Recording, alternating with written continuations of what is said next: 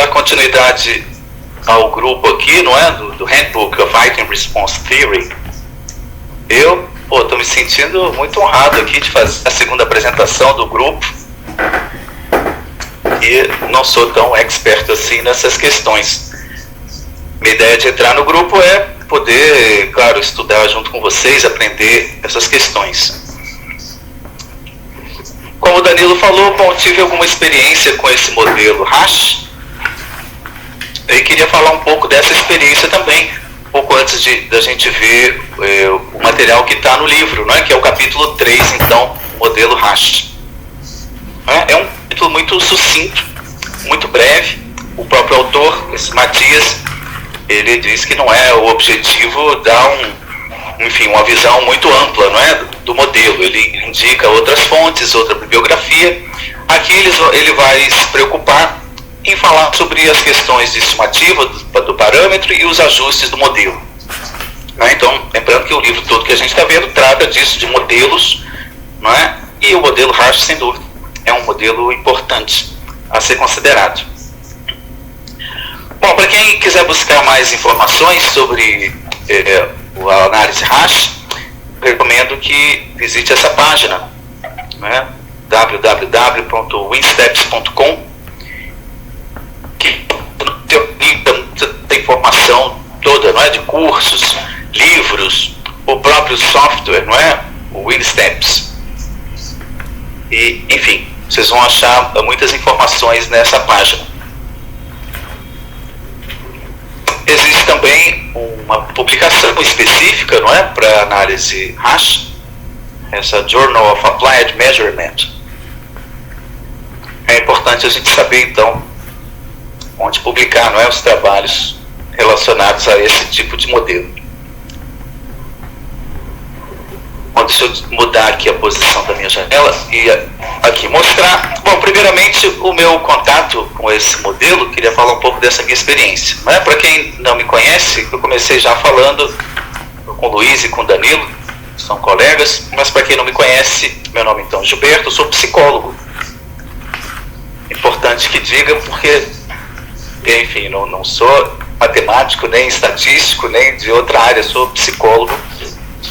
Meu contato com esse modelo veio a partir do interesse na biologia, claro, não é? Então, o primeiro contato que eu tive foi a partir da literatura, não é? Comecei a ver um certo tipo de análise que até então para mim era completamente desconhecida, umas coisas que eu vi, uns gráficos e não entendia nada. Fui conversar com um amigo que era estatístico.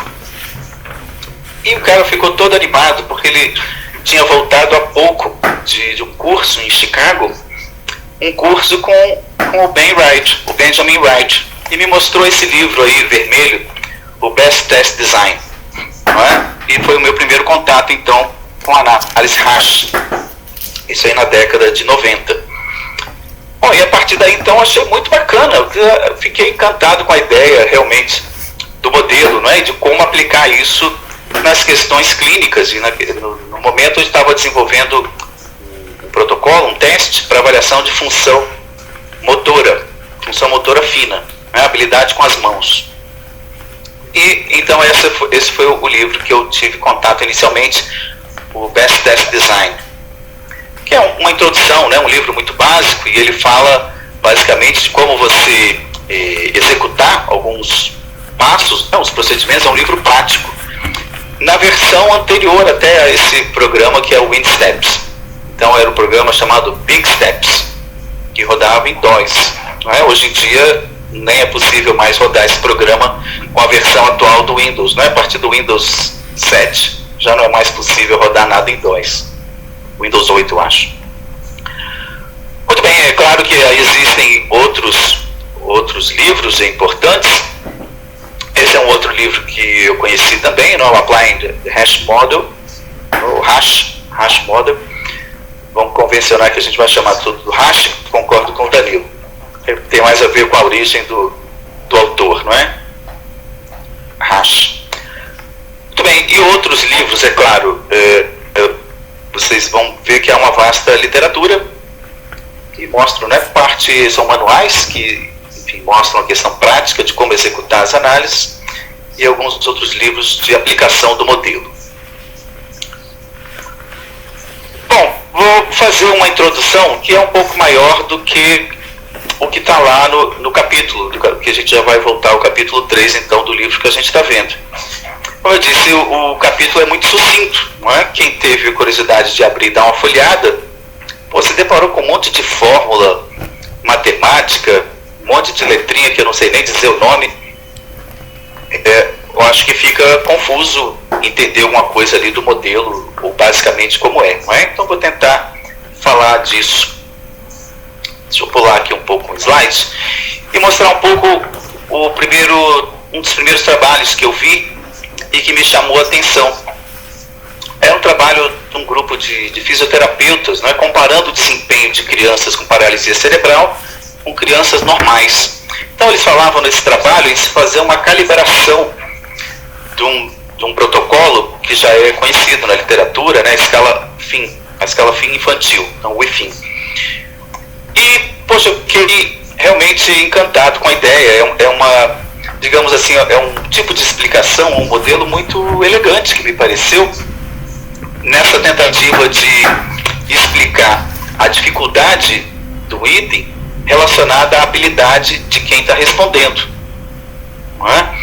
Então, de acordo com a ideia toda, não tem exatamente nenhum item fácil ou difícil, isso está relacionado à habilidade de quem responde. Nesse caso aqui, o que me chamou mais atenção foi a comparação nesse gráfico, aqui nessa figura. Essa é a única figura desse artigo. É simples, né? É só uma régua numerada aqui, uma escala em logito, e para cada um desses itens aqui, que são itens que medem habilidade com as mãos, né? Por exemplo, tentar fechar a roupa, ou abrir e fechar a torneira, lavar as mãos.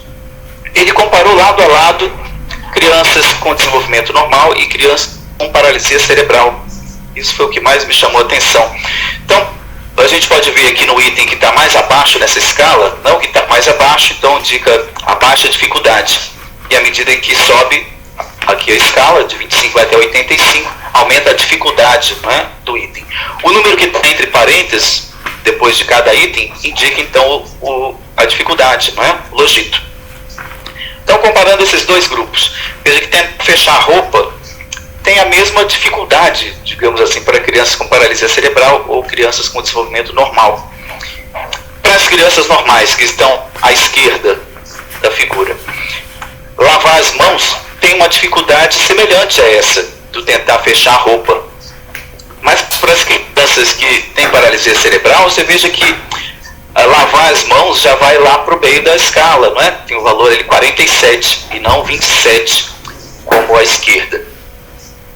Então essa foi o primeiro, assim, aplicação prática que eu vi desse modelo e que me chamou muita atenção. A gente poder, então, avaliar ou comparar, não é, esses grupos e os itens com uma certa independência, não é? Vamos voltar aqui, então, a figura que eu estava querendo falar, que é um gráfico, assim, que primeiramente, bom, quem nunca viu, fica meio perdido aqui nessas bolinhas, nos quadrados e nessa escala central, não é? Mas vamos então aqui entender que nessa escala tem o nível de dificuldade dos itens, os itens que estão mais abaixo são mais fáceis, os itens que estão mais acima são mais difíceis, não é? Então aqui o item mais, são representados por letras aqui. Então o item L, que está aqui abaixo à direita, é um item mais fácil do que o item U, que está lá em cima da escala. E poder ao mesmo tempo comparar a habilidade dos respondentes, não é? Que estão aqui os quadrados e tem o nome, então, do participante. Então a gente vê aqui que aqui no caso são crianças, né, do exemplo, esse Mike, que está mais aqui abaixo, tem menos habilidade do que o Bill. Ok? Então, basicamente a ideia desse modelo é criar uma representação, uma medida linear, não é? A partir da probabilidade de acerto, estimando então um nível de habilidade do respondente e um nível de dificuldade do item. e a gente poder comparar essas medidas, porque elas se tornam, digamos, equivalentes, né? Elas estão numa mesma escala. Esse gráfico aqui ainda é interessante por um outro aspecto, porque aqui existe já um certo indicador de ajuste do modelo. Não é? Então aqui, essa parte que está sombreada, não é, por fora da figura, tem uma parte central branca e uma parte por fora que está sombreada. Isso indica, então, o limite daquele item que é considerado tendo um bom ajuste. Não é? Então tem aqui um item V, que está aqui abaixo e à direita, ele já cai nessa área sombreada.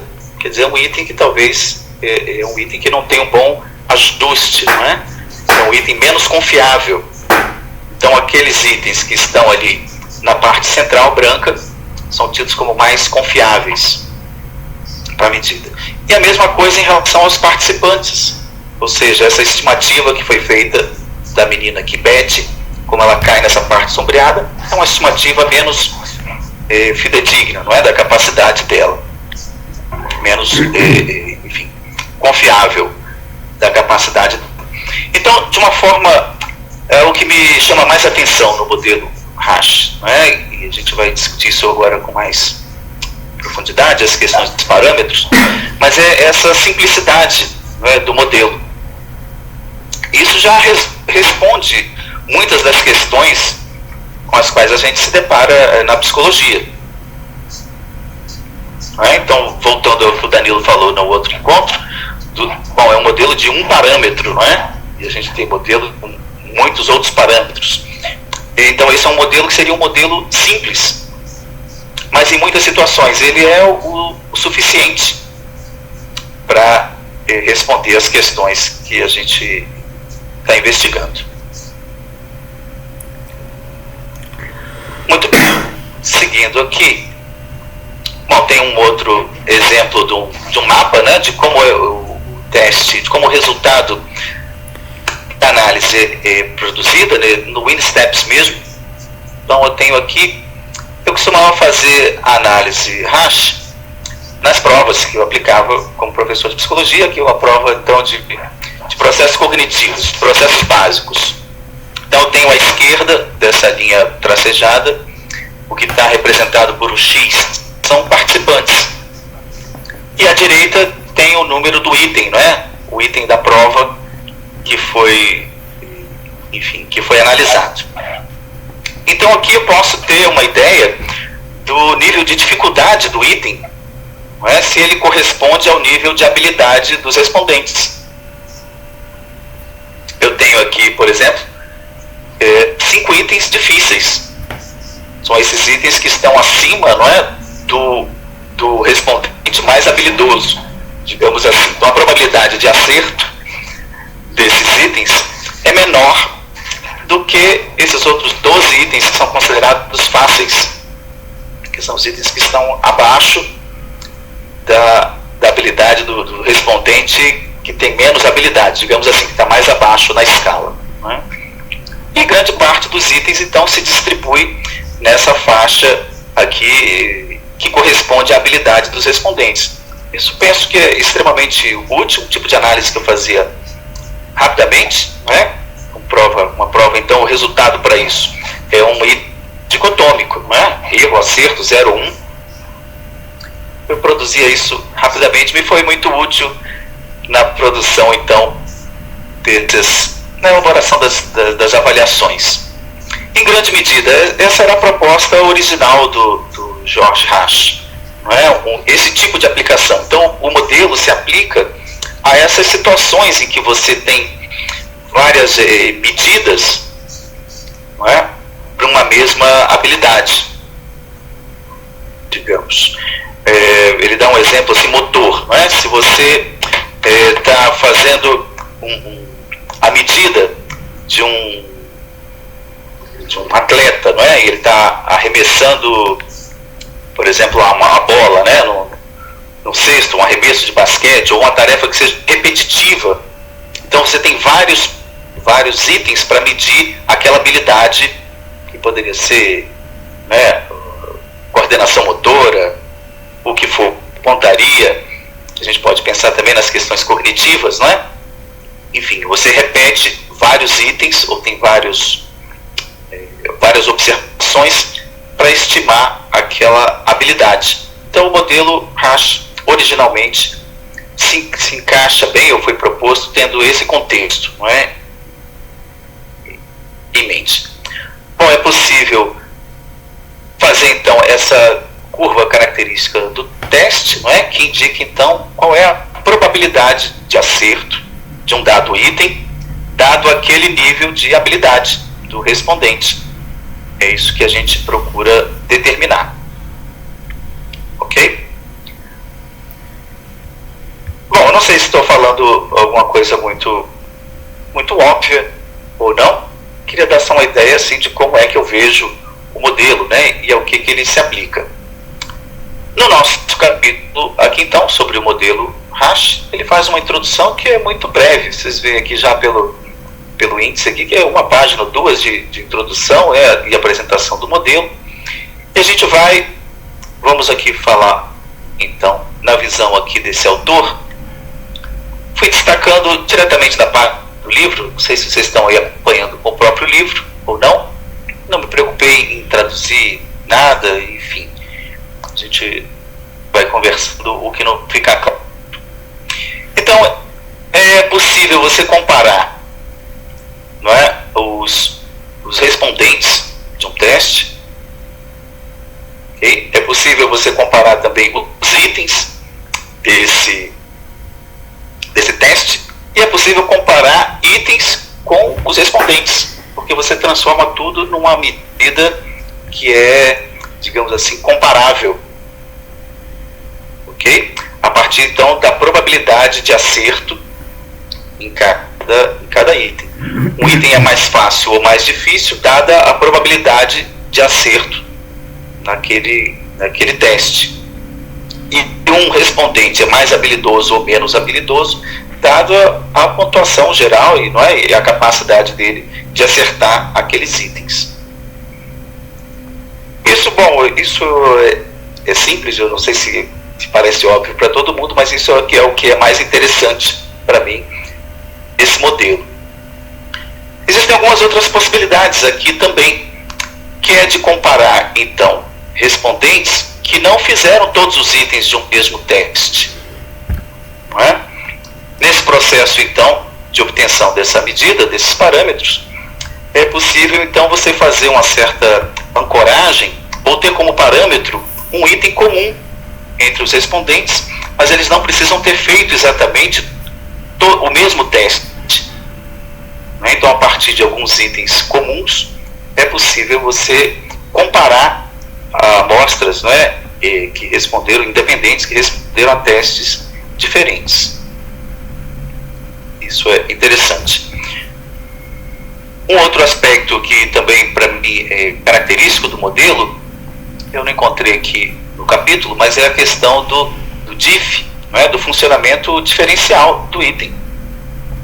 Então, o que é exatamente esse funcionamento? É que, bom, dada uma mesma habilidade, não é, digamos assim, pessoas que têm uma mesma habilidade, se há algum fator que interfere na probabilidade de acerto, ou seja, se pessoas têm uma mesma habilidade de memória, não é, mas há algum aspecto no modo de apresentação, por exemplo, do teste, se ele é apresentado na tela do computador ou se ele é apresentado no papel impresso, se isso modifica a probabilidade de erro ou acerto. Então, é interessante essa forma de a gente avaliar também o diff. Não é? Muito bem. Vamos lá. Bom, aqui eu fui destacando alguns trechos, não é? Como eu disse, então tem aqui uma passagem aqui do próprio Rasch. Então, o nosso objetivo era desenvolver um modelo probabilístico, não é?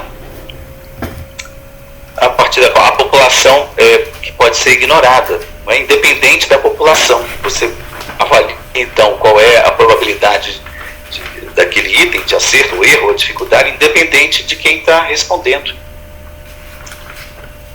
Não é? Então, na proposta dele, ele acredita que essa descoberta, né, tinha alguma significância matemática, de que esses modelos podem ser elaborados, não é? E que, bom, os dados rotineiramente obtidos na avaliação psicológica, né, ele imaginava que pudessem ser bem representados por esses modelos. Essa é a questão chave, então, que o artigo, que o capítulo vai colocar, que é a questão do ajuste. A crítica, então, que se faz ao modelo do Rasch tem a ver com a questão do ajuste desse modelo às situações todas que são desejadas. Não é? Se é necessário, então, ir para um modelo com mais parâmetros, como a gente viu o Danilo falando, ou se esse modelo simples é suficiente. Então, os defensores do modelo,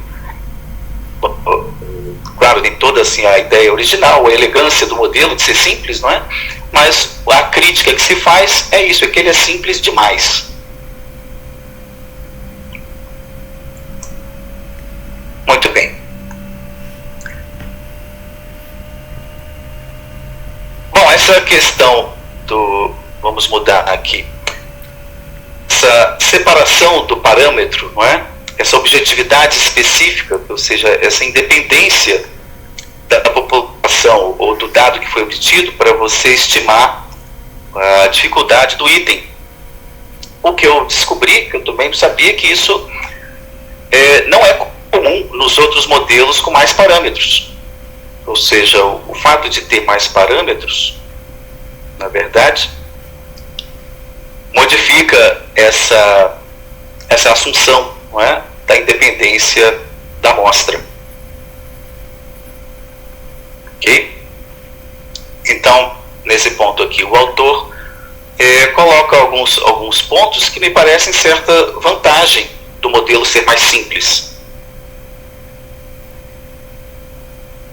Tanto quanto a questão, não é, da estimativa dos parâmetros, os métodos, então, de estimativa, né? Ele vai mostrar num quadro, fazendo simulações, as diferenças que existem, a possibilidade de fazer comparações pareadas, não é? E que coloca, então, o modelo Rasch numa certa categoria, enfim, que ele chama aqui dessa família de modelos exponenciais, não é? Para comparações pareadas. E que, bom, na medida em que os modelos são mais complexos, ou têm mais parâmetros, essas possibilidades não são as mesmas. Então, de novo, a questão não é do modelo ter mais parâmetros ou não, há certas vantagens e algumas desvantagens. Ok. Esse último aspecto aqui também é uma vantagem do modelo Rasch, não é? Permitir essa comparação, então, num conjunto grande de itens, não é? Em que os respondentes não responderam aos mesmos itens, a todos os itens. Não é? Como é feito, então, essa testagem adaptativa, não é? Ou em multi-estágio. Ok. Bom, quanto à questão das estimativas de parâmetro, eu não entendi muito todos esses métodos aqui que ele enumera, não é? Os métodos aqui de máxima verossimilhança, e que existem algumas estimativas diferentes. É claro, Danilo, as pessoas que estão mais acostumadas a fazer essas análises, que podem se manifestar aí à vontade e me ajudar a entender um pouquinho dessas diferenças, do porquê que alguns métodos de estimativa são melhores do que outros. Exatamente. O autor dá uma apresentação muito sucinta sobre esses métodos. Enfim, se alguém puder me falar um pouco sobre isso, vai me ajudar a entender melhor.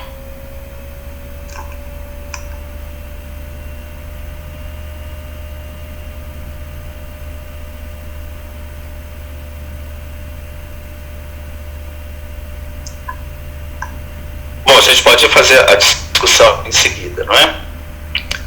Bom, a preocupação básica é saber se esse modelo do Rasch, então, se ele se ajusta exatamente à sua amostra. Essa é a questão, então, central. O próprio Rasch já propõe assim, um método, aquele próprio gráfico que eu mostrei há pouco, e você analisa graficamente qual é o ajuste daqueles dados, modelo. Tem umas medidas lá de infit, outfit e outros parâmetros de diagnóstico que permitem então avaliar qual é o ajuste do modelo.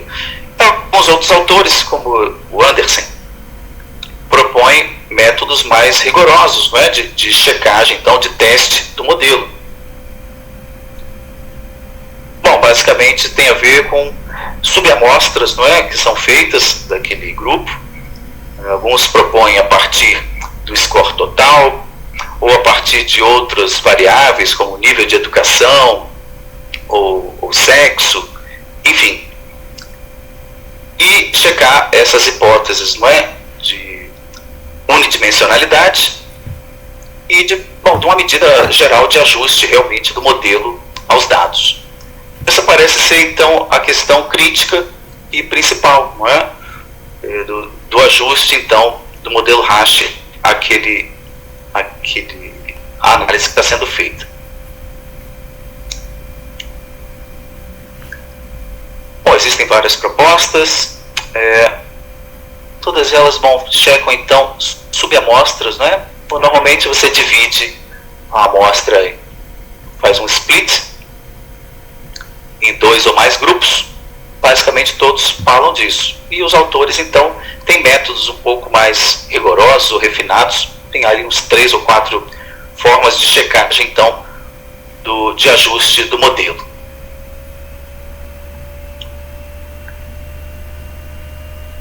Não vou entrar em detalhes nesses testes, do Anderson, Martin Loft e outros, enfim.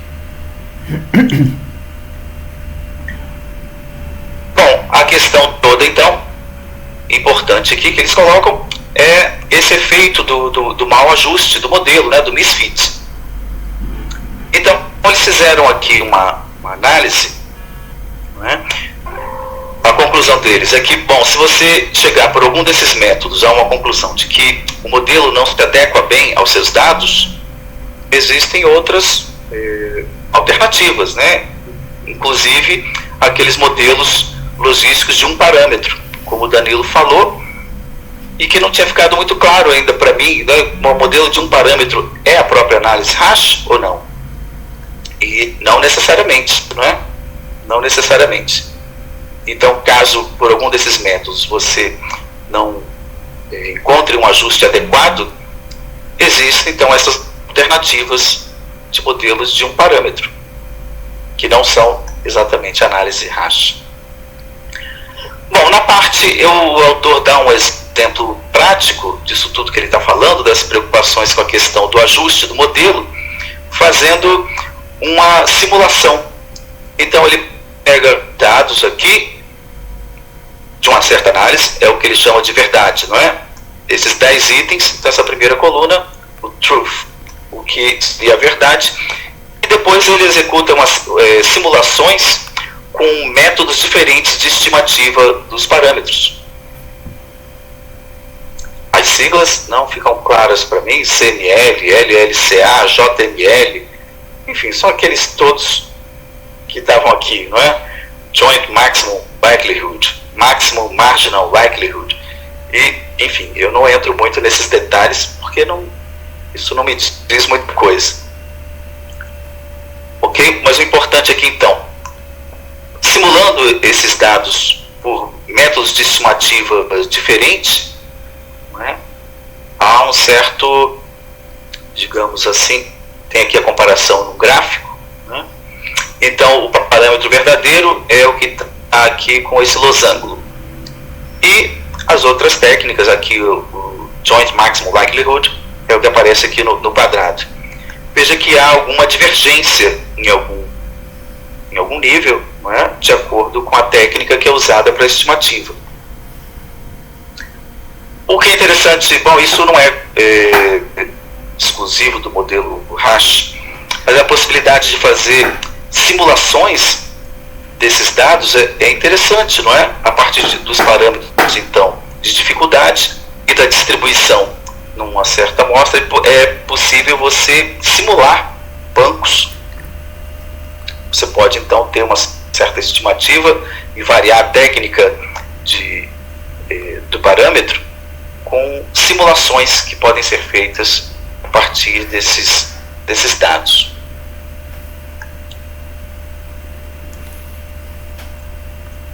Ok, aqui também outras estimativas e outras comparações usando 3 métodos diferentes, não é? Bom, eu penso que o importante é a gente chegar à conclusão do que esses matemáticos aqui viram, não é? De qual é a melhor estimativa, de qual é o melhor método, não é? E é claro, a gente entender como psicólogo a racional toda desse procedimento. Existem diversos softwares que executam essas análises, não só os softwares, né, desenvolvidos por aquele grupo lá. Então, Benjamin Wright, como eu falei inicialmente, conheci um estatístico que teve um curso com Benjamin Wright, foi ele que me mostrou inicialmente esse material. De lá para cá, isso foi na década de 80, 90, de lá para cá, muitos autores desenvolveram técnicas mais avançadas aplicadas à análise hash, e diversos outros softwares também que implementam esses métodos de estimativa do parâmetro, não é? Enfim, em toda essa complexidade, como o autor mostra aqui nesse capítulo. O Danilo me falou que tem também um pacote no R que implementa algumas dessas técnicas para análise hash. Bom, eu estou descobrindo o R agora, sei fazer pouca coisa ainda no R, não é? Tudo que eu já fiz usando o modelo hash, eu usei o WinSteps, que é um software muito versátil. Eu entendo que ele tem limitações, porque não é, a concepção toda é um pouco mais antiga e ele não foi sendo atualizado com o avanço da teoria, não é? Do modelo. Mas, enfim, vamos abrir aqui então esse espaço da discussão e eu acho que vocês vão poder me ajudar a complementar isso. Softwares que fazem análise hash atualmente, eu não conheço muitos. No livro ele tem no final aqui na conclusão, ele nomeia alguns softwares aqui que fazem as análises ou que implementam essas estimativas, não é? Com diferentes